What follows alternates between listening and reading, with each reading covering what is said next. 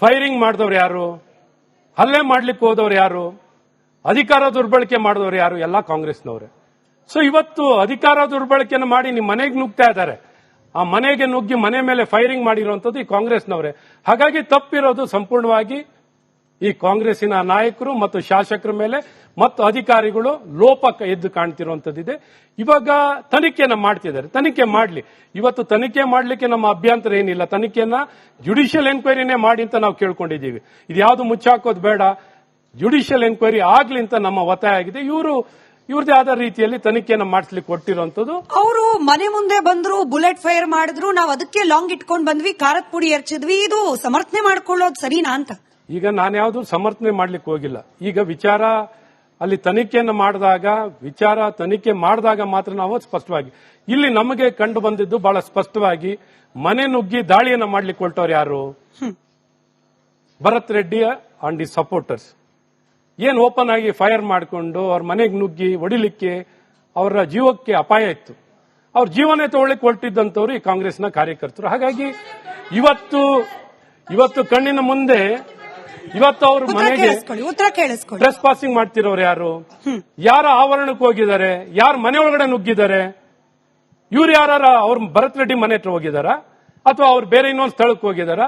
ಟ್ರೆಸ್ passing ಮಾಡಿ ಒಂದು ಮನೆಯ ಒಳಗೆ ನುಗ್ಗಿ ಅವರಿಗೆ ಹಲ್ಲೆ ಮಾಡ್ಲಿಕ್ಕೆ ಕೊಟ್ಟಿರುವಂತದ್ದು, ಅವ್ರನ್ನ ಜೀವ ತಗೊಳಕ್ ಕೊಟ್ಟಿರುವಂತದ್ದು ಈ ಕಾಂಗ್ರೆಸ್ನ ನಾಯಕರು ಬಹಳ ಸ್ಪಷ್ಟವಾಗಿ ಕಂಡು ಬಂದಿರುವಂತದ್ದು. ಹಾಗಾಗಿ ಇವತ್ತು ಬುಲೆಟ್ ಫೈರ್ ಮಾಡಿರೋರು ಯಾರು? ಅದರಿಂದ ತೀರೋಗಿರೋರು ಯಾರು? ಇವತ್ತು ಕಾಂಗ್ರೆಸ್ ಹತ್ರ ಉತ್ತರ ಇದೆಯಾ? ಅದೇ ಹೋಗಿ ಕಂಪ್ಲೇಂಟ್ ಕೊಟ್ಟಿದ್ರೆ ಸಾಕಿತ್ತಲ್ವಾ? ಒಬ್ಬ ಲಾ ಮೇಕರ್ ಆಗಿ ಇವರು ಕಾನೂನು ಕೈ ತೊಗೊಳ್ಳುವಂತ ಪರಿಸ್ಥಿತಿ ಏನಿತ್ತು? ಸರ್ಕಾರ ಇವ್ರದು.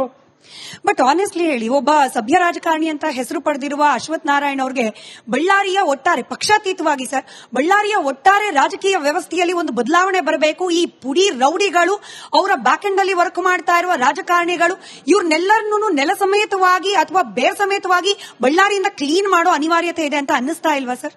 ಖಂಡಿತ ಈ ಸರ್ಕಾರದ ಮೇಲೆ ಈ ಜವಾಬ್ದಾರಿ ಇದೆ. ಸರ್ಕಾರ ಜವಾಬ್ದಾರಿ ಇರೋರೆ ಪ್ರೈವೇಟ್ ಆರ್ಮಿಯನ್ನ ನಿಲ್ಸ್ಕೊಂಡು ನೀವು ನೋಡ್ಬೇಕಲ್ಲ, ಅಲ್ಲಿ ಸುತ್ತ ನಿಂತವ್ರು ಯಾರು? ಇದನ್ನ ಏನ್ ಮಾಡ್ಲಿಕ್ಕೆ ಕೊಟ್ಟಿದ್ದಾರೆ? ಅಲ್ಲಿ ಪ್ರೈವೇಟ್ ಆರ್ಮಿಯನ್ನ ಇಟ್ಕೊಂಡು ಪ್ರೈವೇಟ್ ಗನ್ಮೆನ್ ಕರ್ನಾಟಕದಲ್ಲಿ ನಾವು ಕೇಳಿದೀವಿ ಅಂತದ್ದು.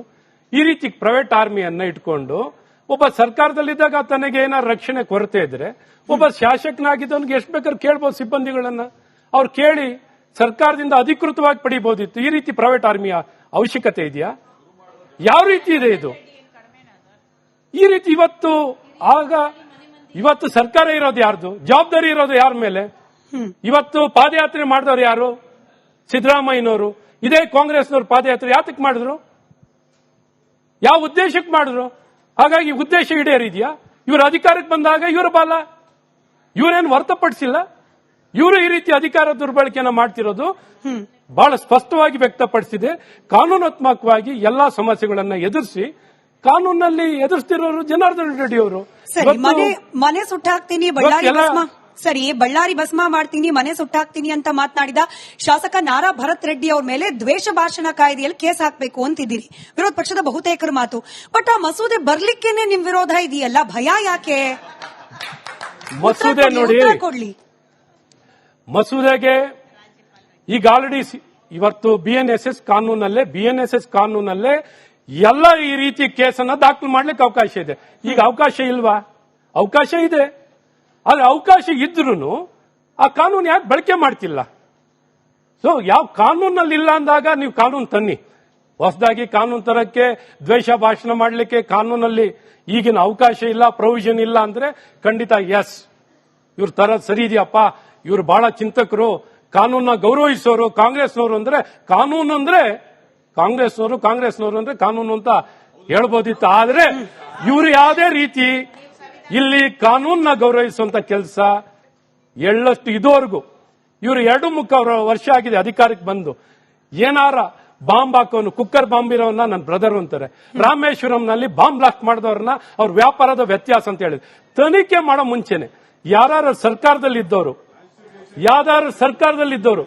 ಸರ್ಕಾರದಲ್ಲಿ ಆಡಳಿತ ಮಾಡೋಂಥವ್ರು, ಯಾರು ಭಾಷೆ ಬಳಕೆ ಮಾಡೋಂಥವ್ರ ಸರ್ಕಾರದಲ್ಲಿ ಇವತ್ತು ಯಾರು ಉಪಮುಖ್ಯಮಂತ್ರಿಗಳು, ಮುಖ್ಯಮಂತ್ರಿನಾರ ತನಿಖೆ ಬಂದು ನಾನು ಮಾಹಿತಿ ಪಡ್ಕೊಂಡು ಮಾತಾಡ್ತೀನಿ ಅಂತಂದ್ರು. ಉಪಮುಖ್ಯಮಂತ್ರಿಗಳು ಏನ್ ಹೇಳಿದ್ರು? ಇಲ್ರೇ, ನಮ್ಮ ಶಾಸಕರ ಬೆಂಬಲಕ್ಕೆ ನಾವು ನಿಲ್ತೀವಿ, ಅವ್ರು ಏನ್ ಬೇಕಾದ್ರೆ ಹೇಳಿರ್ಬೋದು. ಈ ರೀತಿ ಕಾನೂನ ಓಕೆ ಒಂದು ಪಕ್ಷವಾಗಿ ಕೇಳಿಸ್ಕೊಳ್ಬೇಕು ಈಗ ಮೇಡಮ್, ಕೇಳಿಸ್ಕೊಳ್ಳಿ.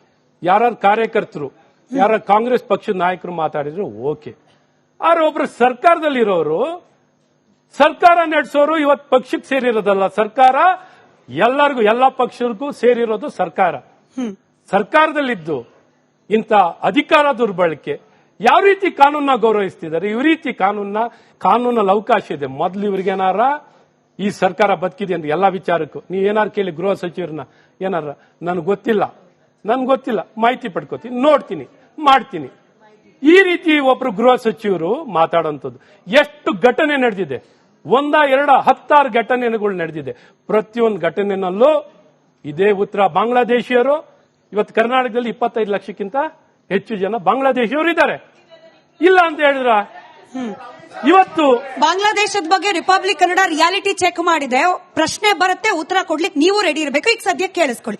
ಹಾಗಾಗಿ ಪ್ರತಿಯೊಂದು ವಿಚಾರದಲ್ಲಿ ಇವತ್ತು ಈ ಸರ್ಕಾರದಲ್ಲಿ ಕಾನೂನನ್ನ ಎತ್ತಿಡಿಯುವಂತ ಕೆಲಸ, ಒಂದು ಸರ್ಕಾರ ಬಲವಾಗಿ ಜನ ನಮ್ಗೆ ಅಧಿಕಾರ ಕೊಟ್ಟಿರೋ ಜನಪರವಾಗಿ ನಾವು ನಿಂತ್ಕೊಳ್ತೀವಿ ಅನ್ನುವಂತ ಸ್ಪಷ್ಟವಾಗಿ ಒಂದೇ ಒಂದು ದಿನ ಸ್ಪಷ್ಟ ಉತ್ತರವನ್ನ ಯಾವುದೇ ಸಂದರ್ಭ ರೇಪ್ ಆಗಿರ್ಲಿ, ಮರ್ಡರ್ ಆಗಿರ್ಲಿ, ಡಕಾಯಿತಿ ಆಗಿರ್ಲಿ, ಹಗಲು ದರೋಡೆ ಆಗಿರ್ಲಿ, ಪ್ರತಿಯೊಂದಕ್ಕೂ ಉತ್ತರ ನೋಡ್ತೀನಿ.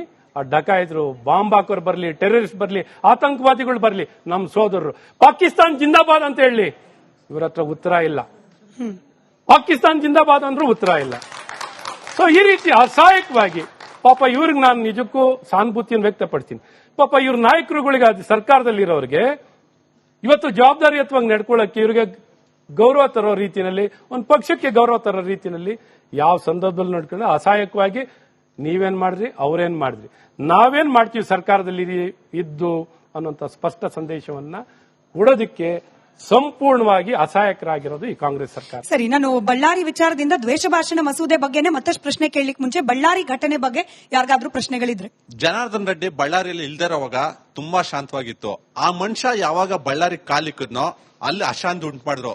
ಈಗ ನಾನು ನಿಮ್ಮನ್ನ ಏನ್ ಕೇಳ್ಕೊಂತ ಇದೀನಿ ಅಂದ್ರೆ, ನೋಡಿ, ನಾನು ಪ್ರಶ್ನೆ ಮಾಡ್ತಾ ಇದ್ದೀನಿ ಸರ್, ಜನಾರ್ದನ್ ರೆಡ್ಡಿನ ಮತ್ತೆ ಬಳ್ಳಾರಿಯಿಂದ ಗಡಿಪಾರು ಮಾಡಿದ್ರೆ ಮಾತ್ರ ಬಳ್ಳಾರಿ ಶಾಂತವಾಗಿರೋ ಸರ್. ಯಾಕೆ ಗೊತ್ತಾ, ಜನಾರ್ದನ್ ರೆಡ್ಡಿ ಹತ್ರ ಅಕ್ರಮ ಸಂಪತ್ತು ಜಾಸ್ತಿ ಇದೆ, ಅವ್ರಿಗೆ ಇಡಿ ಭಯ ಇಲ್ಲ. ಯಾಕಂದ್ರೆ ನಿಮ್ ಕೇಂದ್ರ ಸರ್ಕಾರದಲ್ಲಿ ಇರೋದು ಇಡಿ ಎಲ್ಲ ನಿಮ್ ಕೈಯಲ್ಲಿದೆ. ಹಾಗಾಗಿ ಯಾವುದೇ ರೀತಿಯ ಭಯ ಇಲ್ದಿರ ಇವತ್ತು ಬಳ್ಳಾರಿಯಲ್ಲಿ ಅಶಾಂತಿಯನ್ನು ಸೃಷ್ಟಿ ಮಾಡ್ತಾರೆ. ಅವ್ರು ಉತ್ತರ ಕೊಡೋಕ್ ಮುಂಚೆ ಗನ್ಮ್ಯಾನ್ ಇಟ್ಕೊಂಡು ಓಡಾಡ್ತಾ ಇರುವ ಸತೀಶ್ ರೆಡ್ಡಿ ಅವ್ರನ್ನ ಏನ್ ಮಾಡ್ಬೇಕಂತಾನು ಉತ್ತರ ಕೊಡಿ, ಆಮೇಲೆ ಖಂಡಿತ ಸರ್. ಈಗ ನೋಡಿ, ಗುಂಡು ತಗ್ಲಿರೋದು ನಮ್ಮ ಪಕ್ಷದ ಕಾಂಗ್ರೆಸ್ ಕಾರ್ಯಕರ್ತನಿಗೆ. ಆರ್ ಸತೀಶ್ ರೆಡ್ಡಿ ಅಲ್ಲ, ನನ್ನೊಂದು ಸಿಂಪಲ್ ಪ್ರಶ್ನೆ.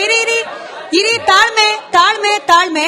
ನನ್ ಸಿಂಪಲ್ ಪ್ರಶ್ನೆ, ಜನಾರ್ದನ್ ರೆಡ್ಡಿ ಅವರನ್ನ ಗಡಿಪಾರು ಮಾಡಬೇಕು, ಆದ್ರೆ ನಿಮ್ಮದೇ ಪಕ್ಷದ ಕಾರ್ಯಕರ್ತನ ಪ್ರಾಣ ಹೋಗ್ಲಿಕ್ಕೆ ಕಾರಣವಾದ ಸತೀಶ್ ರೆಡ್ಡಿ ಅವರ ಗನ್ಮ್ಯಾನ್, ಹಾಗೆ ಸತೀಶ್ ರೆಡ್ಡಿ ಅವರನ್ನು ಏನು ಮಾಡಬೇಕು? ಶಿಕ್ಷೆ ಆಗುತ್ತೆ. ಆದ್ರೆ ಗನ್ ಮ್ಯಾನ್ ಸಂಸ್ಕೃತಿ ಯಾಕೆ ಬಂತ ಸರ್? ಬಳ್ಳಾರಿಯಲ್ಲಿ ಜನಾರ್ದನ್ ರೆಡ್ಡಿ ಅಂತ ಗೂಂಡಾಗ್ಲಿಂದಾನೆ ಸರ್ ಅಲ್ಲಿ ಗನ್ ಮ್ಯಾನ್ಗಳು ಜಾಸ್ತಿ ಆಗಿರೋದು. ಸತೀಶ್ ರೆಡ್ಡಿ ಏನು ಮೇಡಮ್, ಇಂಥವ್ರು ಜನಾರ್ದನ್ ರೆಡ್ಡಿ ಅಂತವ್ರು ಇದಾರಲ್ವಾ, ಅಕ್ರಮ ಸಂಪತ್ತು ಮಾಡ್ಕೊಂಡು ಏನ್ ಬೇಕಾದ್ರೆ ನಡೀತದೆ ಅಂತ ಹೇಳ್ಬಿಟ್ಟು ಜೀವ ಭಯ ಇದೆ. ಗಾಲಿ ಜನಾರ್ದನ್ ರೆಡ್ಡಿ ಇದಾರಲ್ವಾ, ಇಂಥ ಬಿಜೆಪಿಯ ನಾಯಕರಲ್ಲಿ ಇದಾರಲ್ವಾ, ಹಾಗಾಗ್ಬಿಟ್ಟು ಗನ್ ಮ್ಯಾನ್ಗಳು ಇಟ್ಕೊಂಡು. ಬಿಜೆಪಿ ನಾಯಕರಂದ್ರೆ ಕಾಂಗ್ರೆಸ್ನವ್ರಿಗೆ ಜೀವ ಭಯ ಅಂತ ಬಳ್ಳಾರಿಯಲ್ಲಿ. ಬಹಳ ಮುಖ್ಯವಾಗಿ ಏನೊಂದು ಇವತ್ತು ಸರ್ಕಾರ ಇರೋದು ಕಾಂಗ್ರೆಸ್ ಸರ್ಕಾರ. ಕಾನೂನು